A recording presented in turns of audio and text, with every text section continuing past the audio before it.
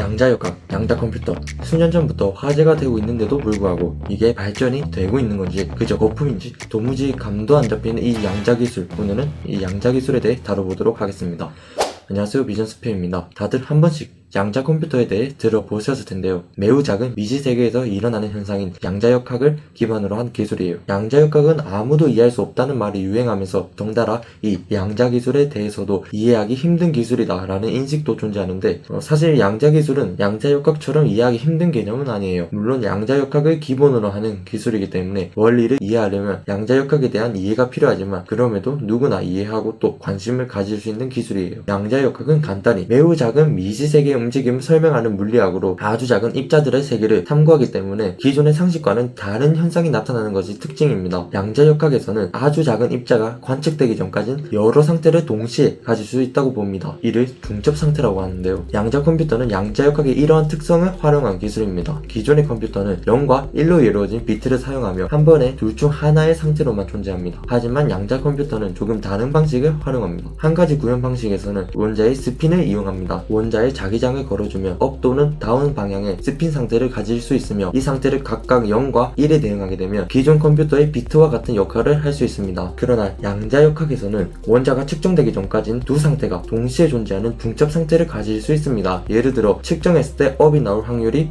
20%, 다운이 나올 확률이 80%인 상태가 될 수 있습니다. 즉 기존 컴퓨터처럼 0 또는 1로만 정보를 저장하는 것이 아니라 0과 1 중첩 상태의 정보를 저장할 수 있으며 이를 큐비트, 즉 양자 비트라고 합니다. 기존 컴퓨터의 비트는 한 번에 하나의 상태만 표현할 수 있지만 큐비트는 중첩 상태를 이용해 여러 상태를 동시에 표현할 수 있습니다. 또한 큐비트는 얽힘을 통해 서로 강하게 연결될 수 있으며 큐비트가 하나 추가될 때마다 표현 가능한 상태의 수는 2배씩 증가합니다. 따라서 100개의 큐비트는 이론적으로 2의 100승계의 상태를 표현할 수 있으며 특정 문제에서는 기존 컴퓨터보다 압도적으로 뛰어난 계산 성능을 발휘할 수 있습니다. 무어의 법칙에 따르면 컴퓨터의 성능은 약 1, 2년마다 2배씩 향상한다고 합니다. 이 법칙에 따라 지난 수십 년간 실리콘밸리와 컴퓨터 산업은 유례없는 성장을 이루었습니다. 이후 끊임없는 발전을 거듭하며 손톱 많은 반도체 칩에 수십억 개의 트랜지스터를 집적할 수 있게 되었지만 이제 무어의 법칙을 계속 유지하기 어려워지고 있습니다. 마이크로칩 트랜지스터의 가장 얇은 층은 원자 약 20개 정도의 두께에 불과합니다. 여기서 더 작아지면 양자역학적 성질이 두드러지기 시작하는데요. 만약 트랜지스터 사이의 간격이 원자 5개 정도에 불과하다면 전자는 원래 지나갈 수 없는 장벽을 통과하는 양자 터널링 현상을 일으킬 수 있습니다. 이로 인해 전류가 새어나가 회로가 오작동하거나 발열이 심해지는 문제가 발생합니다. 결국 기존의 실리콘 반도체 기술만으로는 성능 향상을 이어가기 어려운 시대가 되었고 지난 수십 년을 지배했던 실리콘밸리 시대가 막을 내리고 양자 컴퓨터라는 새로운 시대가 떠오르고 있다는 것이죠. 이러한 양자 컴퓨터 위력을 보여주는 사례가 있습니다. 스위스 제네바의 대형 강입자 충돌기는 양성자의 에너지를 14조 전자볼트까지 높인 후 충돌시켜 우주가 탄생했을 때와 비슷한 환경을 만들고 있습니다. 대형 강입자 충돌기 내부에 1초당 10억 번의 양성자 충돌이 일어나는데 이때 양자 컴퓨터를 도입하며 1초 동안 무려 1조 바이트의 데이터를 분석하여 우주의 탄생을 밝힐 수도 있다고 하네요. 하지만 양자 컴퓨터를 실현시키는 데에는 많은 어려움이 존재합니다. 양자 컴퓨터는 원자들이 결 맞음 상태가 되어야 제대로 작동하는데요. 큐비트를 구성하는 원자들이 일체히 같은 모드로 진동하도록 배열되어야 한다는 것입니다. 그러나 원자는 매우 작고 민감하므로 조금이라도 외부의 영향이 개입되면 즉시 결 어긋남 상태가 됩니다. 이런 외부 방해를 최소화하기 위해선 절대온도 0이라는 환경을 만들어줘야 하는데 이때 많은 기술과 비용이 필요됩니다. 이런 양자 컴퓨터를 구현하는 데에는 다양한 방식이 존재하는데요. 구글의 시카모어와 같은 초전도 큐비트는 금속 회로를 절대온도에 가까운 극저온으로 냉각시키는 기술로 가장 앞서 있는 기술입니다. 집적이 용이하고 속도가 빠르지만 극저온을 구현하는 것이 어렵고 유지시간이 비교적 짧다는 단점이 있습니다. 레이저로 정교하게 이온 입자를 포획하는 이온트랩 기술은 아이온큐나 퀀티넘이 사용하는 기술로 고품질 큐비트를 이용해 오류율이 가장 낮지만 연산 속도가 느리고 시스템이 복잡해진다는 단점이 존재합니다. 광자 큐비트는 실리콘 칩 위에 광자 회로를 집적하여 대량 생산과 실온 조작이 가능한 기술입니다. 에너지 효율은 좋지만 양자 상호작용을 구현하는 것이 힘들다는 단점이 있습니다. 주로 푸사이 퀀텀과 같은 기업이 사용하는데 이 푸사이 퀀텀은 실리콘밸리에 본사를 둔 양자 컴퓨팅 스타트업으로 아무런 실적도 보여주지 않았지만 하룻밤 사이에 약 6억 6,500만 달러의 기술에 투자금을 확보하며 기업 가치를 31억 달러로 급등시킨 기업입니다. 이 기업의 특징은 바로 실리콘 포토닉스인데요. 기존의 반도체 제조 공정 인프라를 활용하여 대규모 양자칩을 빠르게 찍어낼 수 있습니다. 트사이 퀀텀은 오메가라는 독자적인 네트워크 아키텍처를 공개하였고 시카고 지역의 대규모 광학 양자 컴퓨팅 센터 인프라 구축을 추진하고 있습니다. 양자 기술은 국방, 금융, 제약, 사이버 안보 등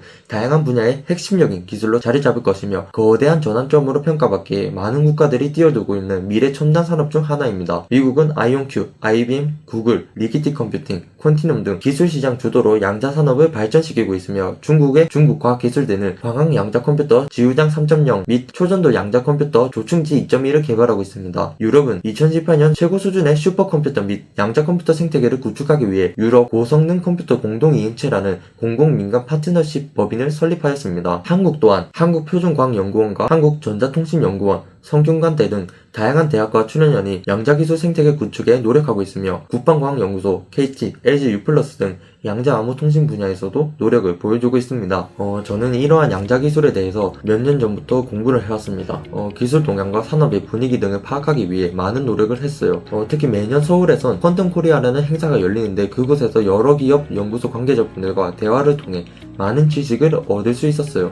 사실 그래서 아직까지는 양자기술이 생각보다 혁신적으로 세상을 바꾸진 못하고 있는 상태다 라고 말씀드리고 싶어요. 전문가분들 입장에서도 매년 기업들이 큐비트 몇 개를 달성했다 뭐 이런 식으로 발표를 하는데 사실은 정확히 그 정도 기술력이 아닌 경우가 많았거든요. 그리고 이런 행사나 컨퍼런스에 다니면 대부분 모형을 가지고 와요. 실제로 개발된 제품이 아닌 모형들이 많은데 그런 부분에서 양자 컴퓨터 시장은 아직 초기 단계예요. 특히 지난 24년도 10월쯤이었죠. 양자 기술에 붐이 불어서 관련 주가가 급등하고 화제가 되었던 적이 있는데 이후에 그렇다 할 이슈들이 없어서 양자 기술은 뭐 거품이다.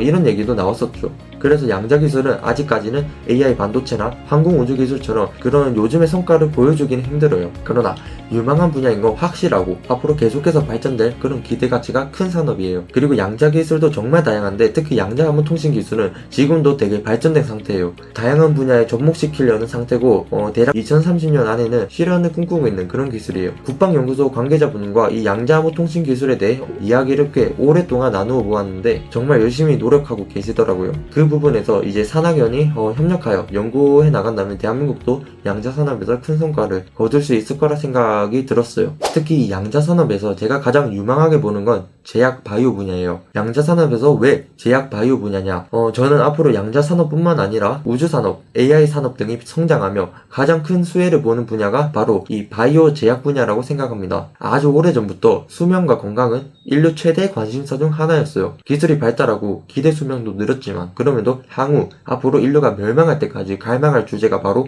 이 수명과 건강이에요. 지금은 100세 시대라 할 만큼 기대 수명도 늘었고 예전에는 큰 위험으로 다가왔던 감기와 같은 질병들도 기술이 발달함에 따라 가벼운 질병이 되었죠. 그러나 아직까지 해결해야 할 난관이 많습니다. 알츠하이머, 암, 탈모 등 우리의 삶과 생명에 큰 영향을 주는 질병들이 여전히 존재해요. 그런 부분에서 양자 산업은 혁신을 가져다 줄 수 있어요. 바로 양자 화학인데요. 단백질과 약물 분자가 결합하는 복잡한 구조나 수천 개의 전자가 얽힌 화학 반응들은 기존의 컴퓨터를 계산하는 것이 불가능에 가깝습니다. 수많은 데이터들을 기존의 컴퓨터로 계산하려면 사실상 수백 년 걸리는 문제들이 많기 때문이죠. 그리고 인간 게놈 프로젝트를 통해 유전체를 해독해도 수십억 개에 달하는 염기설 조각들을 해석하는 것이 문제입니다. 인간의 질병은 수백 개의 변이들이 복잡하게 얽히고 설켜 발생하는데 이 수백 개의 변이들이 어떤 조합으로 질병을 일으키는지에 대한 경우의 수는 조 단위를 넘어갑니다. 사실상 현재 컴퓨터와 기술로는 우주가 멸망할 때까지 해결할 수 없습니다. 다양한 질병 그리고 환자 개개인별 생체 데이터와 화학 반응을 분석하고 대비하기 위해선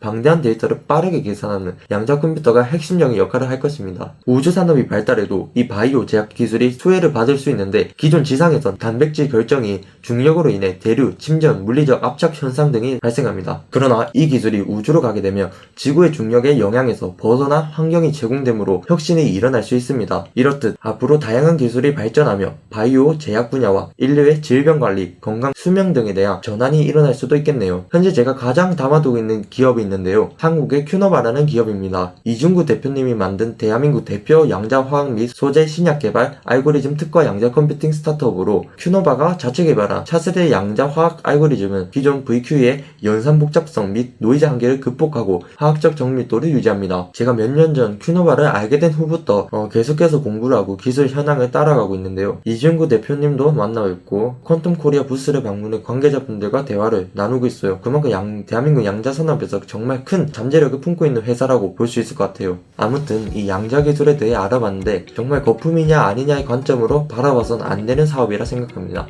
사실 영상에서 구체적으로 다루진 않았지만 양자 기술에도 다양한 분야가 있어요.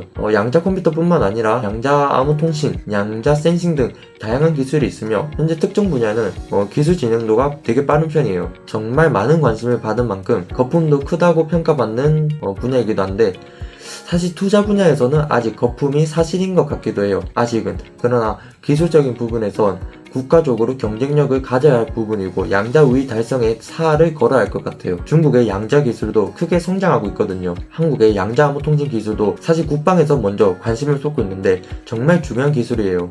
이렇게 양자 기술에 대해 얘기해 보았는데 다루지 못한 부분이 정말 많아요.